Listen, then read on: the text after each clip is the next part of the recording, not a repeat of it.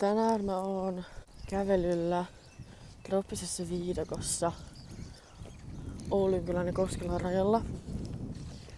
Ja täällä voi kuulla monenlaisia erilaisia lintuja, jotka ovat hyvin harvinaisia. Nämä kyseiset lajit eleskelee vain tällä tietyllä alueella. Ja juuri nyt mä omilla silmillä näin yhden. Tuolla on kyseinen yksilö. Niin nämä yksilöt ovat hyvin arkoja, niin tämä oli hyvin eriskummallista. Tällaisia tilanteita luonnon kanssa tapahtuu hyvin harvoin, mutta kun niitä tapahtuu, niin täytyy arvostaa niitä hetkiä ja ottaa ilo irti. Tämmöisiä öitä, jolloin metsän kauniit linnut laulavat voimakkaasti ja kukoistavasti, ei ole paljon, mutta niitä kyllä esiintyy koko kesän läpi, loppukesään asti, mutta on hyvin vaikea arvioida, että minä öinä näitä esityksiä voi kuulla. Saavun enemmän kaupunkimaisemaan. On ihmeellistä, kuinka nopeasti luonto on vallannut pieniä alueita kaupungista ja ottanut ne omaan käyttöönsä. Tietyt alueet on jäänyt vielä tai on säästynyt luonnon armoilta ja kaupunkimaisemaan on kuitenkin jätetty paljon arvokasta luontoa.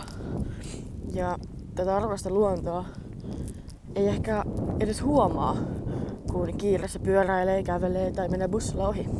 Tässä voimme nähdä puita, jotka ovat hyvinkin tunnettuja esimerkiksi Vietnamissa ja muissa Kaakkois-Aasian maissa, missä monsuunimetsät ovat hyvin tyypillisiä. Näitä puita kuitenkin on eksynyt vieraslajien tapaan tänne tietylle alueelle Oulunkylän ja Koskelan väliin. Nämä kirkkaan vaaleavihreät puut ovat myös hyvin harvinaisia. Ne tulevat suoraan Australiasta. Nämäkin ovat monsuunipuiden tapaa, mutta ne eivät silti vahingoita Suomen luontoa ja Suomen ekosysteemiä ja siinä asuvia muita eliöitä ja eläimiä, vaan ne itse asiassa ovat hyvinkin hyödyksi. Ja onhan ne nyt hyvin kauniita myös. Kannattaa myös huomioida puiden latvojen lisäksi tätä maata. Sitä ei ehkä heti tajua, mutta tämä nurmikko ei ole alun perin Suomesta. Se on tuotu Brittein saareilta tänne Suomeen ihan käsin. Ensin pienien siementen kautta, mutta niin kuin näkyy, se on koko ajan kasvanut ja nykyään tätä samaa nurmikkoa on ympäri Suomea ihan kaikkialla.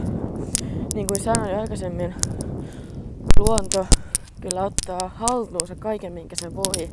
Ja ihmisen avustuksella se voi ottaa haltuunsa vaikka kuinka paljon asioita. Saatatte miettiä, että onko kaikki Suomessa olevat kasvit vieraslajeja, mutta ei ole. Tässä on hyvä esimerkki valkokukkapuusta, joka on ollut Suomessa jo jääkaudelta asti. Ennen jääkautta se oli kukoistuksessaan, mutta jääkauden aikana laji kuoli hetkellisesti.